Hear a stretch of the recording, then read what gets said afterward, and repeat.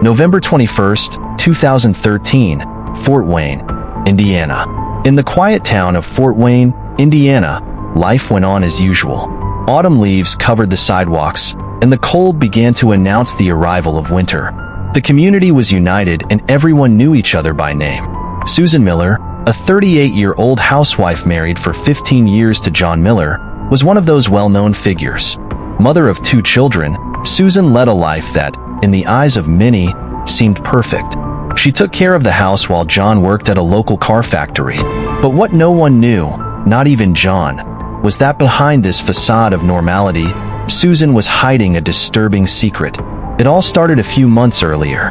Mark Miller, John's younger brother, had moved to Fort Wayne after a messy divorce. He was charming, 10 years younger than Susan, and had an air of carefreeness about him that fascinated her. At first, she was convinced it was just harmless admiration for her brother-in-law. But as the days passed, her feelings began to intensify, turning into an obsession that she couldn't control. Mark was a constant presence in the Miller household. He helped John with small repairs, played with his nephews, and always showed up at weekend barbecues. With each encounter, Susan felt her heart race. She started paying more attention to how she dressed up when she knew he was coming, putting on a different perfume or wearing an outfit that made her feel more attractive. John never suspected anything. He trusted both Susan and his brother, and the idea that something might be going on between them never crossed his mind. Susan's feelings were undeniable, but she tried to hide it as much as possible. However, the burning desire to be close to Mark grew more and more. Small, trivial dinner conversations began to turn into long text message dialogues. What initially seemed like a simple exchange of friendly words soon evolved into something much more intense. Susan sent messages to Mark frequently, always looking for an excuse to talk to him, whether it was about the children, John's work, or even trivial problems around the house. Mark, for his part, did not suspect the depth of Susan's feelings at first. He was courteous, responded to messages politely, and, whenever possible, tried to help with whatever she asked. For him, it was natural to want to support his family during a difficult time, especially considering he himself was recovering from a painful divorce. But over time, he began to notice that the conversations were becoming uncomfortable. Susan began to exaggerately compliment his appearance, comment on what a special man he was, and ask for private meetings to talk about life. What initially seemed like innocent sympathy soon turned into something more disturbing. With each encounter, Susan became bolder. When Mark was around, she made a point of accidentally touching him, whether in a prolonged hug or simply exchanging dishes at dinner. Her looks were no longer those of a sister-in-law. They were those of a woman completely enveloped by a repressed desire. Mark began to feel the weight of this tension, and even though he tried to be polite, he realized he was in a complicated situation. He began to avoid frequent visits to John's house, but Susan always found a way to get him back. She created situations where Mark felt obligated to show up, such as family parties or children's events, making it difficult for him to cut ties without arousing suspicion. Inside, Susan struggled with guilt and desire. She knew what she felt for Mark was wrong, but the more she tried to suppress those feelings, the more they grew. At night, when she was alone, she fantasized about a life with Mark, far from John and everything she knew. These thoughts began to consume her. She spent hours staring at her phone, waiting for Mark to respond to her messages, and when he delayed, her heart sank into unbearable anguish. Susan began to obsess. What was once just a repressed desire had now turned into a need. She imagined scenes where she and Mark ran away together, abandoning their previous lives to live a passionate romance. The more she indulged in these fantasies, the more emotionally she distanced herself from John. Conversations with her husband became superficial, and she could barely look at him without feeling a mixture of guilt and frustration. But beneath this growing obsession, Susan knew she was on the brink of something dangerous. She knew Mark would never see her the way she saw him. But that reality wasn't enough to stop her thoughts. Inside his mind, a plan began to take shape. She would do whatever it took to be with him, no matter the cost. Fort Wayne was a quiet town where crimes like this were rare, but for Susan, chaos was about to begin. What started as a secret crush was about to turn into something much darker. Winter was beginning to intensify in Fort Wayne, and the streets were covered in a thin layer of snow. The penetrating cold that invaded the city clearly reflected what was happening inside the Miller house. John and Susan's marriage was no longer the same. The relationship grew colder every day. But John, always busy with work and children, didn't realize what was really happening. Meanwhile, Susan was immersed in a web of obsession and manipulation. That morning of December 5th, Susan woke up determined. Her obsession with Mark had taken over her thoughts. She could no longer think of anything else, and her frustration with his lack of reciprocity was reaching its limit. She convinced herself that the only way to make Mark realize they were meant to be together was to manipulate the situation in her favor. After all, in her mind, he just needed a push to see what she saw. Susan began to devise little plans to isolate Mark from any distractions that might take him away from her. She knew he was avoiding his visits to the Miller home, so she decided to make those visits unavoidable. First, he started insisting that John call Mark more often, using excuses such as helping with the Christmas decorations or fixing some small defect in the house. John, innocent, followed his wife's suggestions without question. Susan knew how to use the right words to avoid arousing suspicion. When Mark arrived, Susan made sure she always looked impeccable. He chose clothes that highlighted his appearance and created situations in which the two of them were alone, even if it was for a few minutes. She used calculated words, subtle innuendos, and made Mark feel uncomfortable. She engaged him in seemingly harmless conversations, but which always carried an ulterior motive.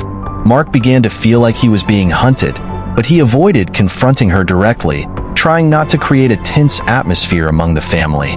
Susan, on the other hand, became increasingly bold. She started texting Mark every day, morning and night.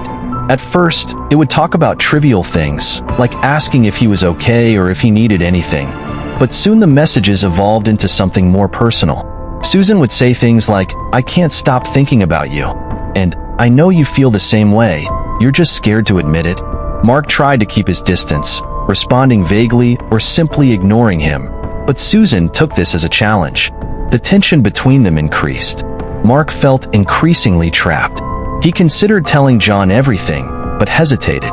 How would he explain such a delicate situation without destroying the family? What if no one believed him? Mark began to avoid any kind of direct contact with Susan, but she, noticing this attempt to distance her, intensified her advances. She began to create situations that left Mark at a loss, such as showing up unexpectedly at his house with some banal excuse, a cake she had made or a gift for the children. In one of these forced encounters, Susan showed up at Mark's house unannounced, saying she needed to talk. She seemed agitated, almost desperate. Mark, already suspicious of her intentions, tried to end the conversation quickly, but Susan wasn't about to let him go that easily. With tears in her eyes, she started talking about her marriage, claiming that she was unhappy, that John didn't love her anymore, and that she deserved to be happy with someone who truly understood her. She looked at Mark as if he were the only solution to her anguish. Mark, surprised and uncomfortable, tried to be firm. He told Susan that she was confusing things, that he was just her brother-in-law, and that she needed to stop it before everything got out of control. But Susan didn't want to hear it. She insisted that she knew he loved her, that he was just afraid to admit it because he didn't want to cheat on John, but that they could find a way to be together without anyone getting hurt. That was the final straw for Mark. He walked away abruptly, saying that it had to stop. He threatened to tell John everything, even if it meant destroying his relationship with his brother. Susan, desperate, backed away, but inside, something broke. She realized that Mark's rejection wasn't just temporary resistance. He really didn't want her. Susan returned home that day with new determination. If she couldn't have Mark naturally, then she would find a way to force him to stay by her side. The manipulation she had exerted thus far seemed like a harmless game compared to what she was about to do. In the days that followed, Susan began to devise more dangerous plans. She thought of ways to turn John against Mark, to create situations where they would fight, and even entertained the idea of a tragedy that would permanently remove John from her life. She no longer had limits. Her desire for Mark had turned into an insane obsession that completely distorted her perception of reality. And Mark, sensing the growing danger, knew something very bad was about to happen. He tried to warn John, but couldn't find the courage to tell the truth. And in that silence, Susan's game of manipulation was just beginning to take shape. What she would do next, no one could predict, but it certainly wouldn't end well. The December chill hung over Fort Wayne, Indiana, as Christmas lights illuminated the snow-covered streets. But inside the Miller home, the Christmas spirit was far from prevailing. The atmosphere between Susan, John, and Mark was unbearably tense, and everyone knew, even if they didn't say it out loud, that something was about to explode. In the days following Susan's desperate encounter with Mark, she had become increasingly unstable. Mark's clear rejection hurt her pride and, more than that, drove her crazy. Susan spent hours at home, alone, with her thoughts spinning in spirals of obsession. The idea that Mark would never love her like she loved him was unacceptable. In the back of his mind, a dark anger began to build, fueled by feelings of helplessness and rejection. Susan could no longer hide her frustration. The small gestures of affection she used to offer John were gone. Conversations were dry and distant, and any attempt by John to get closer was met with coldness. She was completely focused on Mark, and nothing else mattered.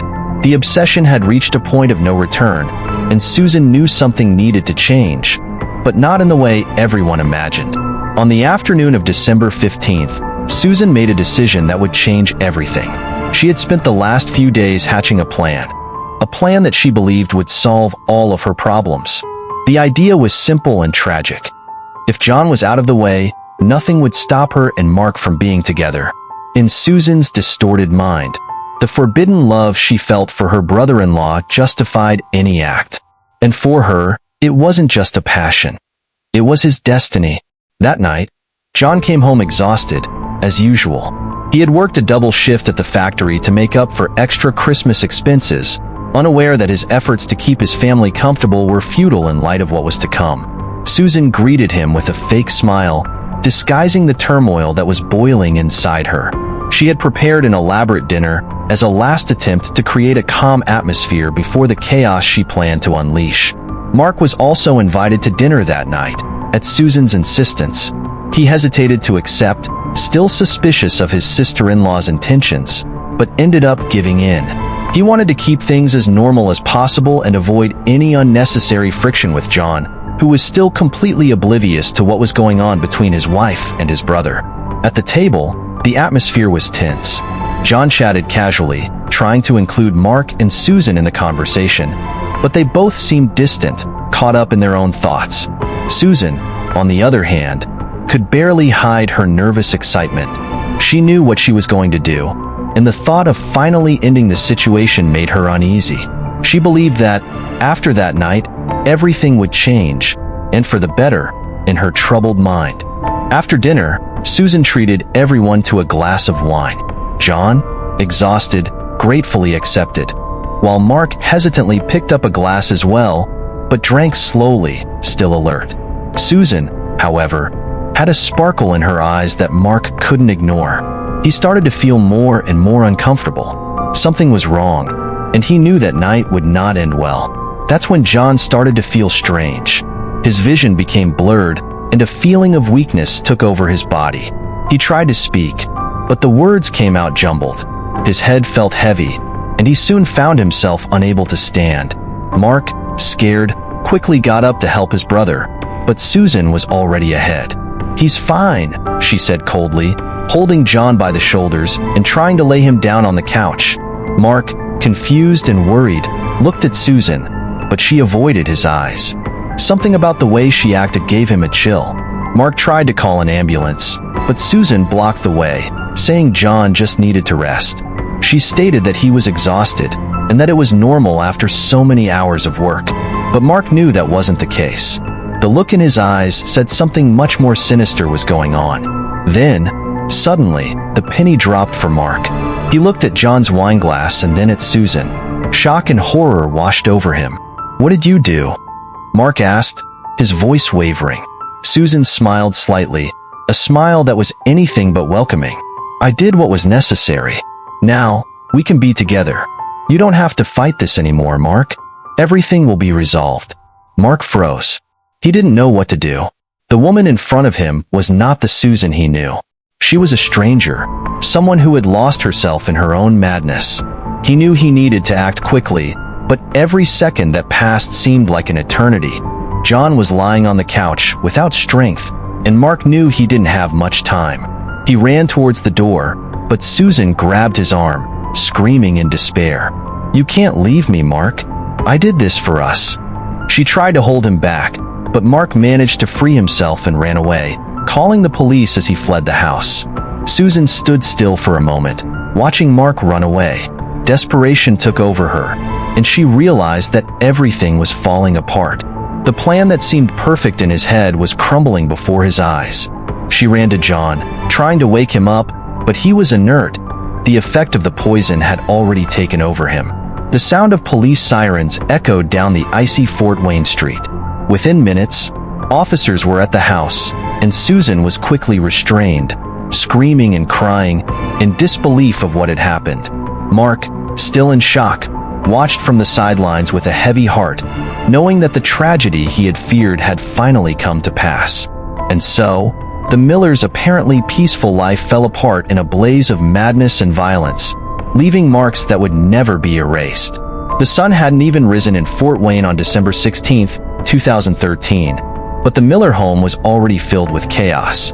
Police had spent the night questioning neighbors, collecting evidence, and trying to understand how a seemingly ordinary family had become the scene of a brutal crime. John Miller was in critical condition in hospital, fighting for his life, while his wife, Susan, waited at the police station, arrested on suspicion of attempted murder. Susan sat in a small, cold interrogation room. Her gaze was distant, as if she were disconnected from the reality around her. All night long, she had repeated only one thing to the police: "I did it out of love." But to them, it sounded like the pathetic excuse of a desperate and dangerous woman. Mark, in turn, was in a room next door, also being interrogated. He was still shaken by the madness he had witnessed the night before. The image of his brother lying on the ground, fainted by the poison, still haunted him. He had told the police everything he knew, detailing Susan's growing obsession, her disturbing advances, and finally, what he believed to be an assassination attempt on John. That morning, the city was still silent, and the outside world seemed frozen in time. But inside the hospital, the clock was ticking against John. The doctors did their best to reverse the effects of the poison Susan had put in her wine. What began as a peaceful family dinner had turned into a desperate fight for life. Although doctors were able to stabilize John for a few hours, the news wasn't good. The poison had caused severe damage to his organs, and the chances of survival were slim. Meanwhile, at the police station, Susan seemed to be in another reality. She spoke calmly about her love for Mark, saying that now, without John, they could finally be together. The police tried to make her understand the gravity of the situation, but nothing seemed to penetrate her confused mind.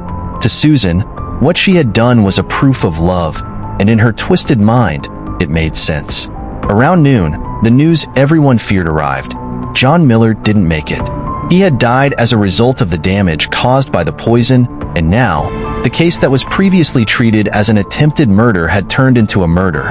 The atmosphere at the police station changed instantly. The police officers' faces became darker, and the pressure on Susan increased. When the news of John's death was given to Susan, she was silent for a few minutes, as if processing the information. Then something changed on his face. She started to cry, but they weren't tears of regret or sadness. It was a mixture of anger and frustration. "He shouldn't have died," he murmured between sobs. "He was in the way. I just wanted him to get out of the way." Susan couldn't comprehend how horrible her words sounded. For her, John's end was just an inevitable consequence of her desire for Mark. But to investigators, it was clear that Susan had transformed into a dangerous woman, driven by an unhealthy obsession that led her to kill her own husband. Mark, upon learning of his brother's death, went into a state of shock. The guilt consumed him quickly. He blamed himself for not acting sooner, for not telling John about Susan's advances and her obsession. "Maybe if I had been more open, none of this would have happened. He never imagined Susan's actions would go this far, but now, it was too late. The life he knew had been destroyed forever. The case began to spread through the city of Fort Wayne like wildfire. Local news outlets covered the story tirelessly, and the shocking details of the crime captured everyone's attention. It was difficult for the community to believe that Susan, an ordinary housewife, had been involved in such a brutal murder. That night, Susan was formally charged with first-degree murder. The courtroom was packed with reporters and onlookers who wanted to see the woman behind the crime. Susan entered the room with a blank stare, seemingly oblivious to what was going on around her. She didn't seem to be aware of the seriousness of her situation. For her, the focus was still on Mark and what she believed to be true love between them. Mark, however, was far from sharing these feelings. He could no longer look at Susan without feeling disgusted and guilty. She had destroyed his family, and he knew nothing would be able to repair the damage done.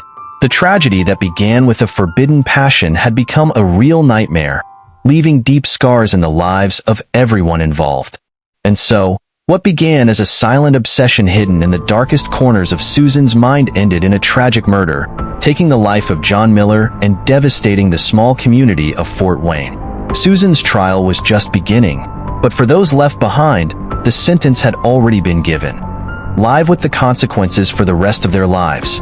The courtroom was packed that morning of March 10, 2014. The heavy, dark curtains barely managed to block the brightness of the sun that insisted on coming through the windows, as if the world outside was trying to invade the tension and darkness that hovered inside the room. Court.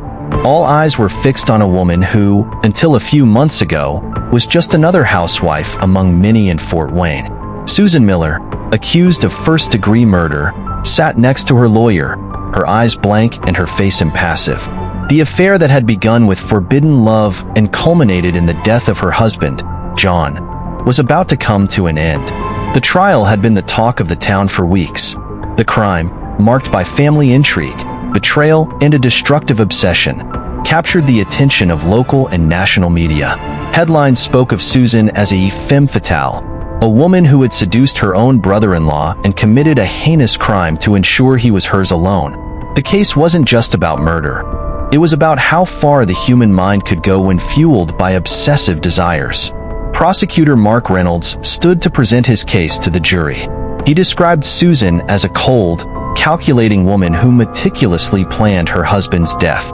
He detailed the events that occurred on the night of the murder, explaining how Susan had put poison in John's wine during the family dinner. John believed he was sharing a common meal with his wife and brother, Mark, but little did he know that his life hung in the balance.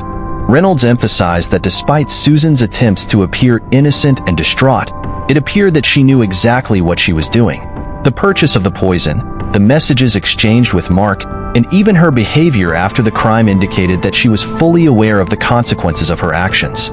She is not just a victim of circumstances, he firmly told the jury. She is a woman who let her desires consume her morality and did the unthinkable. The defense attorney, however, presented a completely different narrative. He argued that Susan was mentally unstable at the time of the crime, driven by an obsessive love that caused her to lose control over her actions.